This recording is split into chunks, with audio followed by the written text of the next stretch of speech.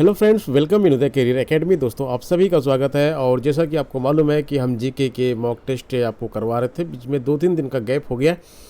Video मैं नहीं upload कर पाया था। अब इसमें रेगुलर वीडियो आपको मिलती रहेगी। हिस्ट्री, ज्योग्राफी और पॉलिटी सभी सब्जेक्ट के स्टैटिक जीके के प्रश्न आपको मिलेंगे। ये प्रश्न बहुत ही इंपॉर्टेंट है आपकी आगामी दिल्ली पुलिस की परीक्षा के लिए। दिल्ली की पुलिस की परीक्षा हो या कोई और परीक्षा हो, यूपीएसआई की परीक्षा हो, एसएससी की परीक्षा हो या फिर राजस्थान के पटवार की परीक्षा हो, जो भी परीक्षा होगी 12th प्लस के ऊपर 12वीं के बाद वाली जो भी परीक्षा होगी, उन सभी परीक्षाओं के लिए चुने हुए प्रश्न बहुत ही इम्पॉर्टेंट है। तो पहला प्रश्न आज का देख लेते हैं।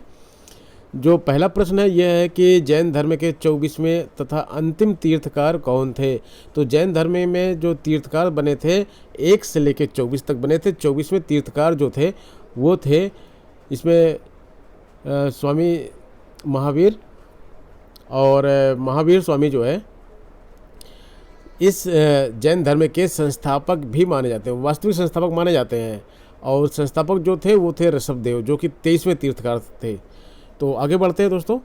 पार्श्वनाथ द्वारा प्रतिपादित 4 महाव्रतों में महावीर स्वामी में कौन सा 5वां व्रत जोड़ा। तो 4 व्रत पहले से प्रतिपादित थे, इसमें इन्होंने 5वां व्रत जोड़ दिया। सत्य, अहिंसा, अस्तेय, अपरिग्रह और ब्रह्मचर्य, ये 5 जो है महाव्रत हैं। तो आपको देखिए यहाँ पे दिया गया है। तो जैन धर्म में महावीर स्वामी ने इसमें ब्रह्मचर्य जोड़ दिया था। अपरिग्रह पहले से था, सत्य पहले से था और अस्तेय पहले से था, और इसके साथ साथ एक अपरिग्रह भी होता है, वो भी पहले से था। ब्रह्मचर्य जो है पार्श्वनाथ द्वारा प्रतिपादित किए गए 4 महाव्रतों में स्वामी महावीर स्वामी ने इसको जोड़ा। अगले प्रश्न पे आ जाते हैं।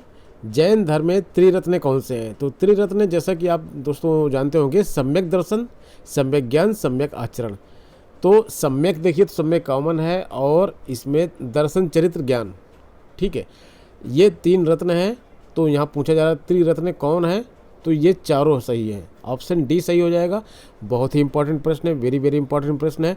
बहुत सारी परीक्षाओं में यह प्रश्न आता है। और आगे पूछा गया है कि महावीर स्वामी का जन्म कहाँ हुआ था। तो महावीर स्वामी का जन्म जो है कुंडल ग्राम वैशाली में हुआ था। तो ऑप्शन सी यहाँ का सही हो जाएगा। वैशाली जो है बिहार में है, और वैशाली के अंदर जो है कुंडल ग्राम जगह पर इनका जन्म हुआ था। अगले प्रश्न पे आ जाते हैं। सम्यकवाद किस धर्म के दर्शन का मूल आधार है। तो स्यादवाद किस जैन धर्म के दर्शन का मूल आधार है। तो इसका सही उत्तर हो जाएगा जैन धर्म। अगला प्रश्न है, प्रथम जैन संगीत कहाँ आयोजित की गई थी। तो इसका सही उत्तर क्या हो जाएगा, पाटलिपुत्र। प्रथम जैन संगीत जो है पाटलिपुत्र में आयोजित की गई थी। बहुत ही इंपॉर्टेंट प्रश्न है, वेरी वेरी इंपॉर्टेंट प्रश्न। आगे बढ़ते हैं। महावीर ने किस भाषा में उपदेश दिए। ये भी बहुत इंपॉर्टेंट प्रश्न है। इसका सही उत्तर हो जाएगा प्राकृत भाषा में सारे उपदेश हैं महावीर स्वामी के। महात्मा बुद्ध का जन्म कहाँ हुआ था। देखिए, चीज़ों को थोड़ा सा आपको जोड़ना पड़ेगा। जैन धर्म और बौद्ध धर्म में, ये बौद्ध धर्म का प्रश्न है। महावीर स्वामी का जन्म कहाँ हुआ था आपको बताया जा चुका है। महात्मा बुद्ध का जन्म कहाँ हुआ था। तो देखिए, पहला प्रश्न जो था, इनका जन्म कहाँ हुआ था, वैशाली बिहार में हुआ था महावीर स्वामी का। और इनका जन्म कहाँ हुआ, महात्मा बुद्ध का जन्म कहाँ पे हुआ, इनका हुआ लुम्बिनी में, ठीक है। तो दोनों प्रश्न आप याद रखिएगा, दोनों प्रश्न आते हैं। महात्मा बुद्ध के गृह त्याग को बौद्ध धर्म में क्या कहा गया है। इसको महाभिनिष्क्रमण कहते हैं। महाभिनिष्क्रमण, निष्क्रमण मतलब होता है निकल जाना। तो इससे ध्यान रखिएगा, इसको इम्पॉर्टेंट प्रश्न है, बहुत बार एग्जाम में पूछा गया है। महात्मा बुद्ध को ज्ञान की प्राप्ति कहाँ हुई। यह प्रश्न तो रिकॉर्ड तोड़ चुका है, कितनी बार एग्जाम में पूछा गया है। और आप परीक्षा दे रहे हो, एसएससी की दे रहे हो, एमटीएस की दे रहे हो, सीएचएसएल की दे रहे हो, या फिर आप अपने राज्य की कोई पटवारी की परीक्षा हो, लेखपाल की परीक्षा हो, स्टेनोग्राफर की परीक्षा हो, पुलिस की परीक्षा हो, तो यह प्रश्न आ जाए तो चौंकने वाली कोई बात नहीं है, क्योंकि ये प्रश्न बहुत ही इम्पॉर्टेंट है। बोध गया उरुवेला निरंजना नदी के तट पर इनका जन्म हुआ था। ठीक है दोस्तों, आगे बढ़ते हैं।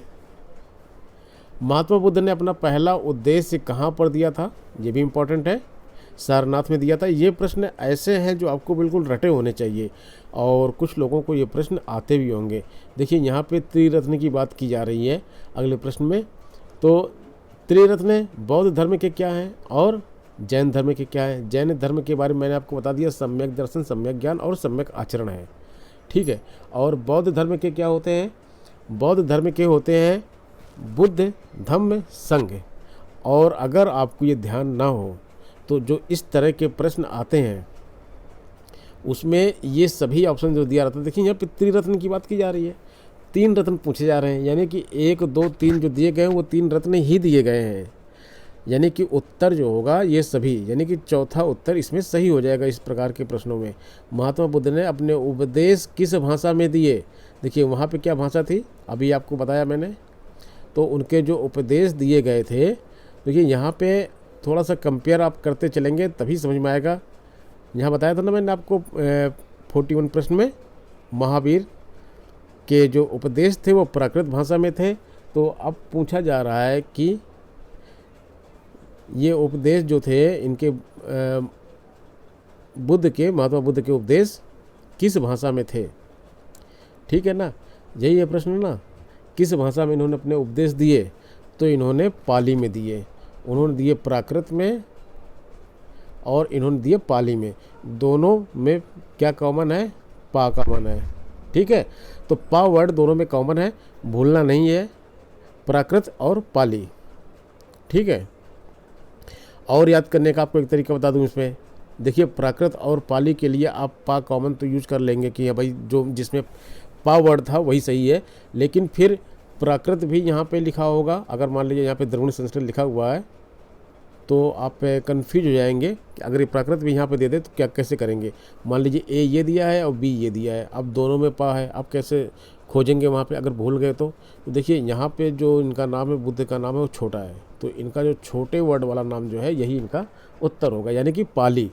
और महावीर का नाम जो है लंबा है तो उनका लंबे उत्तर नाम वाला उनका उत्तर होगा।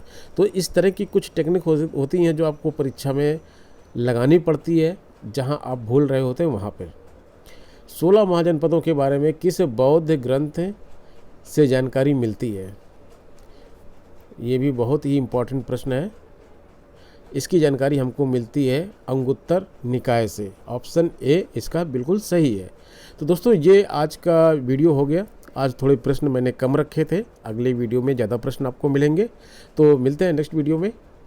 और अगर आपको वीडियो पसंद आया हो तो लाइक ज़रूर कीजिएगा इसको वीडियो को, और चैनल को सब्सक्राइब कर लीजिए। इस तरह की वीडियो हमारे चैनल पे मिलते हैं, और शेयर कर दीजिएगा वीडियो को अपने दोस्तों के साथ।